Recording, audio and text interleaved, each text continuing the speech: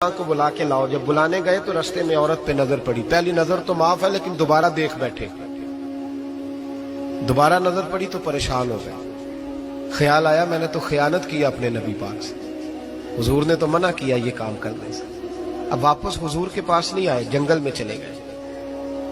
ابن قدامہ نے کتاب التوابین میں اس روایت کو لکھا ہے. کہتے 40 دن وہ پہاڑوں میں روتے رہے کہ یا اللہ مجھ سے غلطی ہو گئی. کتنے دن؟ اب ہمارا شغل ہے, اس کو لوگ گناہ ہی نہیں سمجھتے. بدنگاہی تو کوئی گناہ ہی نہیں, اب تو یہ شغل ہے. اب تو ہمارے ہاں معاذ اللہ تعالیٰ سیانے بیانے بندے بیچ بیٹھے ہوتے ہیں جب یہ باتیں ہو رہی ہوتی. یہ شغل ہے ہمارا. اب تو ابا کے سامنے بچہ وال پیپر گندی تصویر کا لگایا ہوتا ہے پر وہ کہتا ہے با عمر ہے نا جی, عمر ہے نا جی. مجھے پتہ ہی نہیں ہے کتنا گند کر رہا ہے. یہ تباہ ہو جائے گا روحانی طور پر. اگر یہ گند دیکھنے میں الجھ گیا تو امام شافعی کا فتویٰ ہے جس کی نظر گندی ہوتی ہے اس کا حافظہ کمزور ہوتا ہے, وہ کوئی بڑا کام نہیں کر سکتا. وہ نفسیات کا مریض ہو جاتا ہے جو گندی نظر والا آدمی ہوتا ہے. ہمیں پتہ ہی نہیں کہ ہمارے مسائل اصل میں ہیں کیا.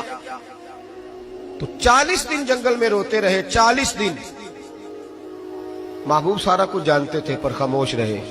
حضرت جبریل امین حاضر ہوئے. عرض کی یا رسول اللہ آپ کا وہ غلام رو رہا ہے. رب کہتا اسے بلا لے, میں نے اس کا گناہ معاف کر دیا ہے. تو نبی پاک صلی اللہ علیہ وسلم نے حضرت مولا علی شیر خدا اور جناب سلمان فارسی کو بھیجا, فرمایا فلاں جگہ ہے لے آؤ. کہتے ہیں جب ہم گئے تو 2 پہاڑوں کے درمیان جناب سالبہ تڑپ کے رو رہے. ہمیں دیکھ کے اور روئے. کہنے لگے علی میرے بارے میں کوئی آیت تو نہیں نازل ہو گئی؟ تو کہا نہیں, چل حضور نے بلایا ہے. کہا اچھا حضور کہتے کیا تھے, فرماتے کیا تھے؟ کہا پتہ نہیں لیکن بلایا ہے. کہتے جب ہمارے ساتھ چلنے لگے مسجد نبوی قریب آئی تو کہنے لگے علی بہت بڑا گناہ کر بیٹھا ہوں, نظریں میلی ہو گئی, وضو نہیں آنکھوں کا, مجھے ڈائریکٹ نہ لے کے جاؤ حضور کے پاس. جب نبی پاک نماز کی نیت باندھ لینا پھر میں جاؤں گا, میں پیچھے کھڑا ہو جاؤں گا حضور کے. میری طبیعت میں حوصلہ نہیں.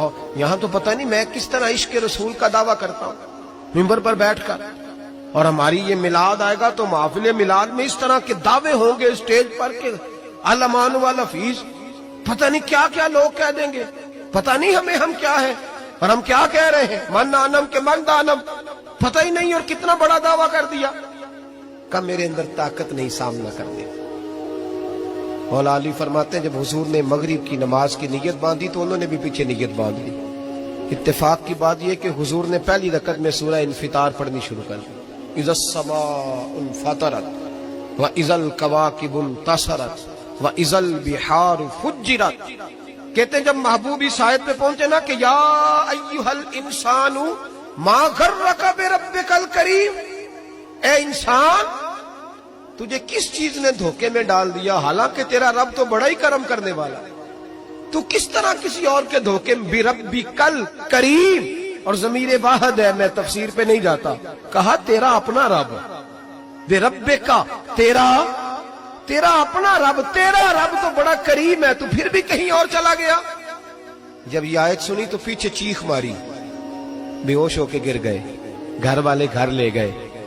نماز مکمل ہوئی تو حضور نے فرمایا کیا ہوا؟ عرض کی حضور وہ تو رو پڑے تھے, گھر لے گئے. محبوب پیچھے گئے تو بے سدھ پڑے, تیز بخار ہو گیا. نبی کریم سرہانے بیٹھے اور ان کی گردن کو اٹھا کر سر کو گود میں رکھا, اور جب بالوں میں دستے مبارک پھیرا تو آنکھیں کھول دی اور جھٹ سے اپنا سر زمین پہ رکھ کے کہنے لگے حضور میں اس قابل نہیں کہ آپ کی گود میں میرا سارا ہے, اس قابل نہیں, بڑا مجرم. تو محبوب نے فرمایا تجھے مبارک ہو, رب نے تجھے معاف کر دیا ہے, اللہ بھی راضی ہے, میں بھی راضی ہوں. اب حضور کے قدموں کے قریب آئے تو کہنے لگے حضور آپ راضی ہیں؟ کہا راضی ہوں. فرمایا پھر میرے لیے دعا کریں. بس یہ بات ہوئی تھی, انہوں نے کلمہ پڑھا تو روح پرواز کر گئی. پرواز میرے بھائی احساس پیدا کر. یاد رکھیں اگر روحانی زندگی صحیح نہیں نہ ہوگی, یاد رکھ لیں کسی کا کوئی نقصان نہیں. سارے سکون سے سو جائیں گے, آپ نہیں سو پائیں گے. اگر آپ کے ضمیر پہ بوجھ رہیں گے نا تو سارے لوگ رمضان میں 4 قرآن پاک ختم کریں گے, آپ 10 پارے بھی نہیں پڑھ پائیں گے. اگر آپ اپنے آپ کو صحیح نہیں کریں گے, روحانی زندگی بحال نہیں ہوگی, تو یاد رکھنا بڑا اپنا آپ سارا کچھ سجا کے ظاہراً بڑے پرہیزگار بن کے بھی अपने जमीर की अदालत में फैसला अपने हक में नहीं करा पाए। तिजोरियों से माल भरा हुआ होगा लेकिन घर में सुकून नाम की चीज ढूंढने से नहीं मिलेगी। इसलिए कि अला बिज़िक्रिल्लाह तत्मइन्नुल कुलूब, अल्लाह की जात से जुड़ जाने से दिल को सुकून होता है। क्या बहुत बड़ी सजा नहीं मालिक की कि इंसान सारा कुछ करे, फारिग टाइम हो तो वो टीवी देखे? क्या बहुत बड़ी सजा नहीं कि 3-3 महीने की छुट्टियां भी उसे हों लेकिन वो एक सिपारा कुरान पाक ना पढ़ सके? वो गप्पे मारने बैठे तो 6-6 घंटे लगा दे और तस्बीह दी जाए तो 10 मिनट में बस हो जाए, दरूद पढ़ा ही ना जाए। ये सजा नहीं? क्या ये कम सजा है कि वो दुनिया दराज पे घूम आए लेकिन मस्जिद में जाए तो उसे कुछ बने? क्या सजा नहीं? अल्लाह से माफी मांगे, मिल के उसके हुजूर इस्तिगफार करें, बातन की जिंदगी आबाद करने की कोशिश करें। छोड़ दे बन बन के बैठना, आगे आगे बढ़ना, अपने आप को शुमार करना। हम तो मिलाद की जलसों में भी बड़ी कुर्सी तलाश करते हैं, हम तो दीनी महफिलों में भी कोशिश करते हैं कोई हमारा नाम लेके, सही नाम लेके पुकारे कोई। मैं मियाँ चन्नू में था कल मगरिब में, तो एक साहब कहने लगे वली कामिल। मैंने बाद में उनसे कहा कि आपको पता है मैं क्या हूँ? इतना बड़ा दावा मेरे हक में आइंदा ना आप करें।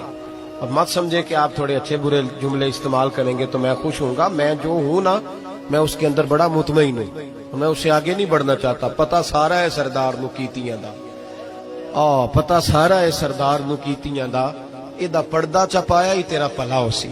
वो बू अली सीना से, सुने जी सुने, बू अली सीना से किसी ने कहा था,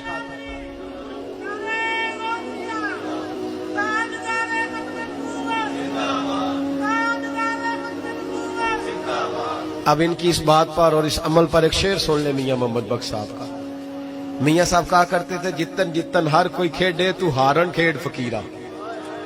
जितन जितन, ये तो सारी दुनिया करती है ना कि मैं जीतने जा रहा हूं। कहते हैं जितन जितन हार, हर कोई खेडे, जितन जितन